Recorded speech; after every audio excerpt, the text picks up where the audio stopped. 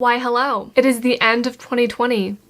Finally. And as we wrap up this year, I wanted to take a moment to acknowledge the things that got me through this year, which were the books, movies, and TV shows that I watched. But I'm gonna be real, not every single show, movie, or book that I consumed were really good. So I thought it would be fun to tier rank all the things. For those of you who don't know, how do I explain tier ranking? There are 5 tiers, and then you just rank them. I guess it's kind of like a star system or a rating system, but different and better. I don't know, I'm just gonna jump right into it and get onto the tier ranking. Before we start, let me explain my tiers. I feel like they're pretty self-explanatory. The top one is God tier, which means top tier. Peak. And then we have good tier, which are all the things that I adore, big fan, but it's not quite God tier material. And then we have the okay tier, which are things that I do enjoy. To me, it's like 3 stars, but I understand that a lot of people think that 3 stars is not good, but for me, I'm like, 3 stars is pretty good. And then we have meh, which is like, nah, it's not that bad. And then lastly, we have shit tier, which is, yeah. Okay, start with the books that I read this year. I'm gonna try to do it in order of when I read it. I actually did not read that many books this year. I think I read around 30 something, and I know for sure that I reread The Poppy War like twice, and I'm reading it again right now. The first book I read this year was Carry On by Rainbow Rowell. It was actually a reread, and I gave it 5 stars, and my Goodreads review was like, I can't believe I forgot how good this was. But now that a year has passed since I reread it, I'm like, I don't remember it being that good. I honestly don't remember anything in that book. So I'm gonna put this somewhere between okay and meh. Just gonna put it in okay for now. After that, I read, Red, White, and Royal Blue. And I thought that was pretty good, but also kind of like okay. It's not really memorable in my opinion. Like, I know it's very, very hyped among the book community, and I did enjoy it. Now I'm kind of tempted to move Carry On to meh. I mean, it's good. Oh my god. Then we have Field Notes on Love, which I gave it a 1 out of 5 stars on Goodreads, but honestly, I completely forgot that I read this book. So it's going in shit tier because it's not very memorable and I remember nothing. And then I read American Royals, which I actually really liked. So I'm gonna put that into okay. I feel like American Royals is like on the same level as Red, White, and Royal Blue. And then after that, I read Anna K. Anna K was good. Anna K was really good. I really enjoyed it. Solid. Layer of Dreams was a reread. So Layer of Dreams is the 2nd book of the Diviner series. Can't remember which book in that series that I really, really liked. I don't really remember what happened, but I'm putting it in good because that is one of my favorites. I think I read Before the Devil Breaks You. I read King of Crows, and that is top tier. I think in general the Diviner series is in God tier, but I'm not gonna put every single book in God tier. I feel like Layer of Dreams maybe. The whole series, solid. And then after that, I read Loveboat Taipei, which is definitely shit tier because it's probably one of the worst books that I read this year, if not the worst book that I read this year. I think it was mostly because it was such a big disappointment. I had such high expectations going into it, and yeah, it was awful. Yeah, no. I think this was around March because I was in a huge reading slump where I finally finished Chain of Gold, and I put that in okay, teetering on meh. It was good, but I had higher expectations for it. And then I have I Love You So Mochi, which is definitely meh. I thought it was alright. It was like an enjoyable, fluffy read, but I just wasn't in the mood for it. After that, I read Minor Feelings, which is definitely good tier. Solid. Probably one of my favorite nonfiction. Then we have A Little Life. I don't know what to do with A Little Life because it was so much. It was like really, really painful and hard to get through. So it's somewhere in between good and okay, but I think I'm gonna put it in okay. It's like so painful. I'm gonna put it in good because I definitely think it's better than these 3 books. For The Little Life, I had Charming as a Verb. This was really fun. I'm gonna put it in okay. Chain of Gold, I'm moving to meh. Okay, yeah. Charming as a Verb kind of levels out with the okay books. It's pretty good. Very fun, fluffy, YA, contemporary. And then after that, I had The Babysitter's Club, which was like, it was alright. enjoyed it. Then we have Matilda, which I'm also gonna put in okay. Click graphic novel, which was a reread of one of probably my favorite books. But like, I know objectively the Click is trashy, but yeah, so it's gonna be smack dab in the middle. And then I read The Poppy War, goes up there, God tier. Yeah, I feel like it is no surprise that The Poppy War is up there because I will not shut up about it. After that, I read Titan's Curse, which is another reread. Titan's Curse is probably my favorite Percy Jackson book, and Percy Jackson is one of my favorite series. So yes. Then I read The Sisters Grimm. This was a really big disappointment. I'm really sad because this was a reread and I read this during Nostalgiathon and I was really excited for it, but then it was just not as good as I remember, and I feel like that's a really awful feeling when you realize the childhood things that you consume were actually not that great. And then I read The Dragon Republic, which is the definition of pain. Actually, no. The Dragon Republic is like not the definition of pain. The Burning God is. Burning God is next. So I also read Almost American Girl. I enjoyed it. I'll put it into okay. I kind of want to move A Little Life down. Yeah. And then I read Clap When You Land. That was a good one. Putting it into okay.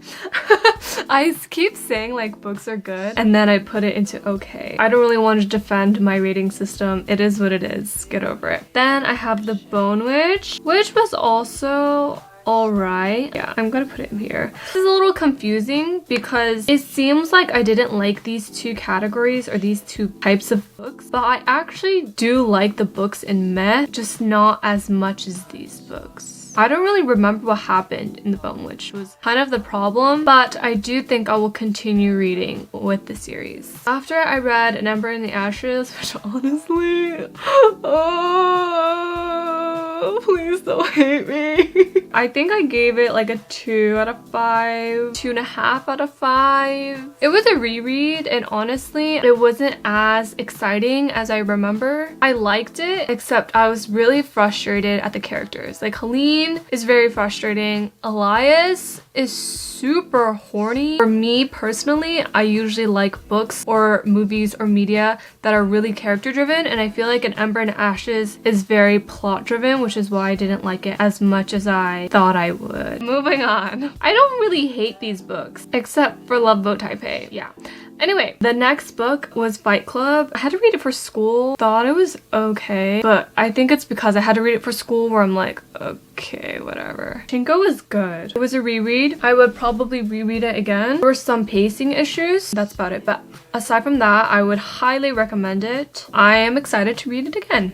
I love Pachinko. Somewhere around that time, I finished These Violent Delights, and that is solid good. I also read Atomic Habits, and I thought that was okay. Then The Drowning Faith, which is a collection of Neja short stories, and I was in pain. Finally, I read Sour Heart. I think that's the last book that I read this year so far, and it's God tier. I really like Sour Heart. I've been finding it very hard to stay engaged in books, but then Sour Heart was one that naturally made me want to binge read it. And also Sour Heart was a book that made me want to be a writer, which is pretty weird because I honestly don't really want to be a writer or see myself as a writer. Okay, those are all the books I read. 32 according to Goodreads. Now let's move on to movies. I tried to get into watching movies and I was sort of successful.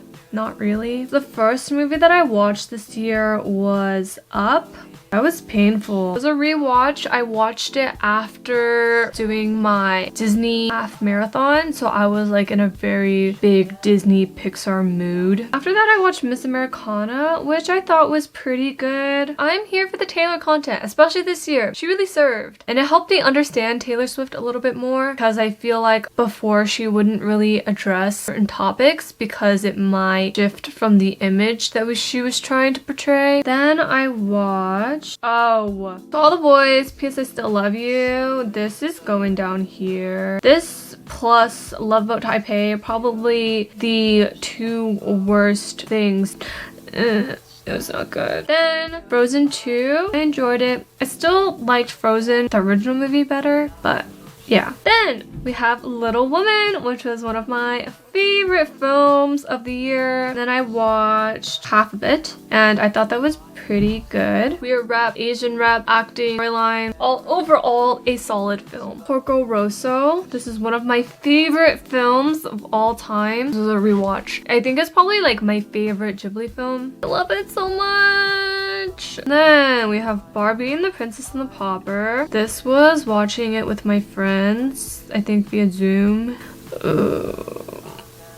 There's sentimental attachment to it, but I think because I never really watched Barbie movies when I was a kid, aside from Swan Lake and aside from Nutcracker and aside from the 12 Dancing Princesses, because obviously I'm a ballerina kid. I didn't really watch Barbie movies. Barbie and the Princess and the Pauper.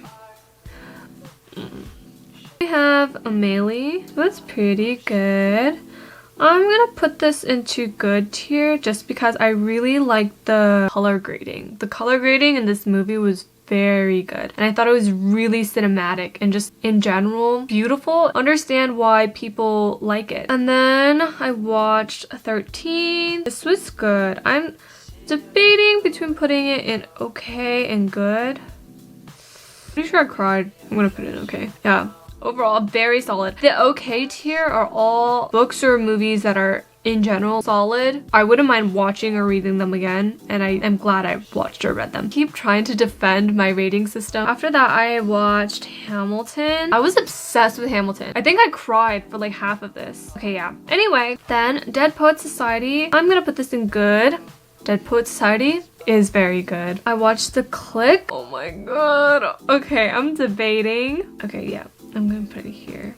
The Click is so trashy, but so good. It was probably my favorite movie as a child, or one of my favorite movies as a child. I watched it so many times that I memorized the opening scene.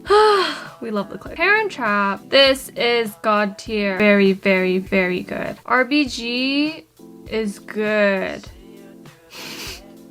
I keep saying things are good and then I put them into okay. Okay, RBG is good. It made me want to go to law school, study politics, and like change the world. After that, I watched Princess Mononoke. It's like somewhere in between good and God, but I'm gonna put it on God tier because I'm a huge fan. In the Mood for Love, also up here. Social Dilemma. I'm gonna put this here. I thought it was okay. People were like, this is life-changing, and I get that, but also at the same time, I'm like, I don't think this is really news. We all knew social media is changing the way we see and think. Blackpink was pretty good. I didn't really like Blackpink before watching the film, and then after watching it, I'm like, wow, they're so beautiful. Knock Down the House was also okay. Frances Ha, I expected myself to like it more. I want to rewatch this, and I feel like after I rewatch it, I will enjoy it more. I also think when I watched it, I didn't devote my full attention to watching the movie. Then I watched House of Hummingbird. This was pretty sad, but it was good. Overall, a solid film. Same thing said for Tiger Tail. I thought it was like pretty sad, but also very good. Now I'm like, how is The Click higher than these three? It's like these three are... It doesn't really make sense. Yeah, I'm just gonna leave it like this. Okay, let's go through the shows that I watched. I can't remember which order. Ronnie Chang. It was okay. It's not very memorable. I thought it would be funnier. I think I watched a lot of Patriot Act. Patriot Act is probably one of my favorite shows ever. I believe it was Avatar. Avatar, I'm gonna put it on good. Seasons 1 to 1.5, kind of questionable, but the ending was good. I also feel like Zuko's redemption arc could have been earlier. Had some minor issues with it. Still, I'm a huge fan. I think I watched Babysitter's Club. Babysitter's Club was very good. I would rewatch this. Love 020. Yeah, you're going down here. It was pretty good. Okay, I actually didn't finish Love 020. I don't know if I plan on finishing it. It's pretty good up until like episode 15, and then it gets like really slow and boring. A lot of unnecessary scenes. Characters are kind of annoying, but I like the concept, and also the main male actor, his face is like a work of art. He's so beautiful. I'm like, how are you human? I think I watched Haikyuu first. Haikyuu. Oh, okay, I'm either gonna put it here. I only watched season 1, but it was so good. Yeah, okay. Dash and Lily, it's either here or here. It's like, oh, feel-goody. Violet Evergarden is also good. I'm gonna put it in good. Yeah, that was really good. I think the beginning is a little bit slow. It gets very, very good at the end. And then we have Legend of Korra, which I'm gonna put down here. So my problem with Legend of Korra is that Korra is so annoying. Also, there's the stupid triangle between Korra, Mako, and Asami. Asami deserves better. Korra's so dumb. Okay, actually, everyone in that show is so dumb except for Tenzin's kids. Like, everyone else, I cannot stand them. And when I cannot stand characters, it becomes a really big problem. I still need to watch the last season, and I feel like that's when it gets better. I just finished season 2. Season 2 was a hot mess. In general, I missed the original Avatar gang. Alrighty, that concludes all the media that I consumed over the course of 2020. I hope you read some pretty good books or watched some pretty good movies or shows. That's all for today. Thank you for watching, and I will see you next time. Bye! Beauty and flesh and